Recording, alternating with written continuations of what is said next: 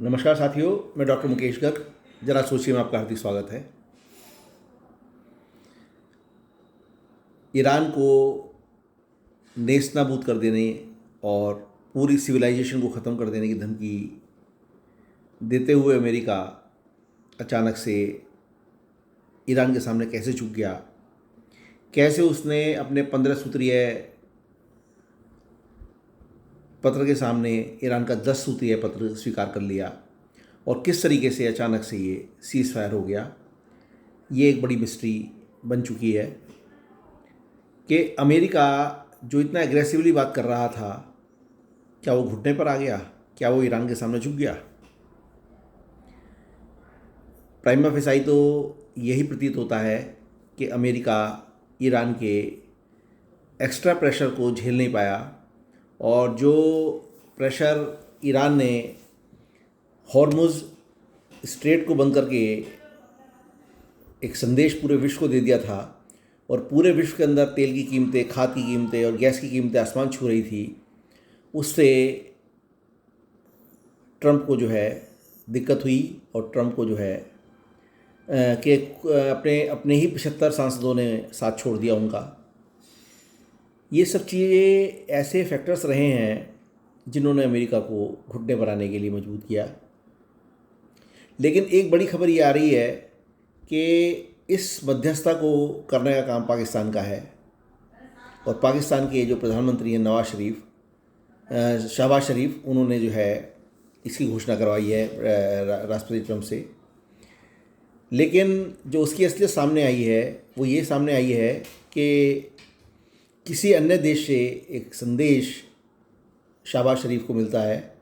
Draft for PM of Pakistan. वो उसको as it is बिना उस लाइन को, ड्राफ्ट शब्द को हटाए हुए ट्वीट कर देते हैं, एक्स पे ट्वीट कर देते हैं और ये बात यहाँ से शुरू होती है कि वो ही इज़ गाइडेड। वैसे ये जानकारी में आया है कि जो ईरान की सेना है IRGS, उससे आसिफ मुनीर जो पाकिस्तान का सेना नायक है उसके करीबी संबंध रहे हैं और इसी की वजह से उसने ईरान से मध्यस्थता की बात अमेरिकी राष्ट्रपति डोनाल्ड ट्रंप से को बताई और डोनाल्ड ट्रंप जो आसिफ मुनीर को अपने साथ बैठाकर खाना खिला चुके हैं,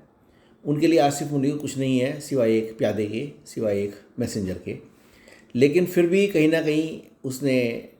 एज पोस्टमैन काम किया और ये कुछ बातें जो हैं पाकिस्तान के फेवर में चली गई। साथियों, ये सीज़ फायर जो 2 हफ्ते का हुआ है और जिसमें अमेरिका ईरान की लगभग सभी उन बातों को मानने को तैयार हो गया है, जिसमें ईरान ने जो है अपने ऊपर से सारे सैंक्शन हटाने की बात की,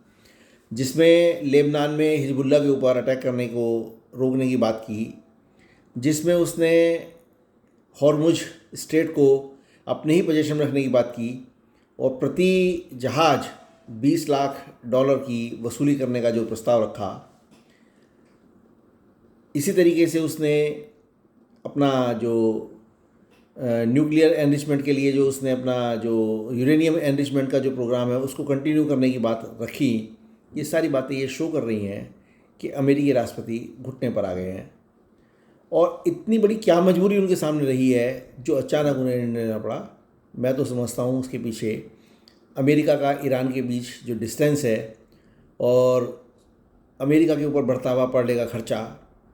और तीसरी बात जो अमेरिका के सहयोगी देश जैसे UAE,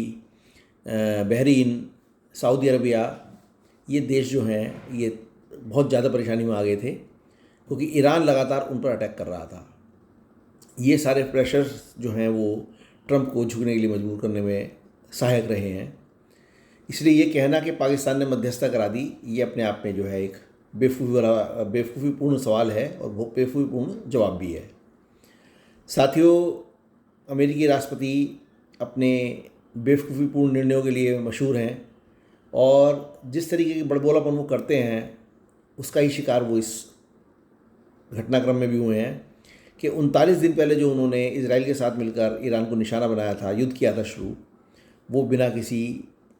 अंजाम के जो है समाप्त हो गया, युद्ध विराम लग गया और इतना भारी नुकसान इस युद्ध के अंदर अमेरिका को, इजराइल को और ईरान को हुआ है कि उसकी भरपाई आने वाले वर्षों के लिए संभव नहीं नज़र आ रही। उसके बावजूद भी देश को विदेशों को क्या मिला, ज़रा सोचिए। साथ ही यदि मेरे विचार आपको उचित लगे तो कृपया मेरे चैनल को लाइक कीजिए, शेयर कीजिए और सब्सक्राइब कीजिए। धन्यवाद।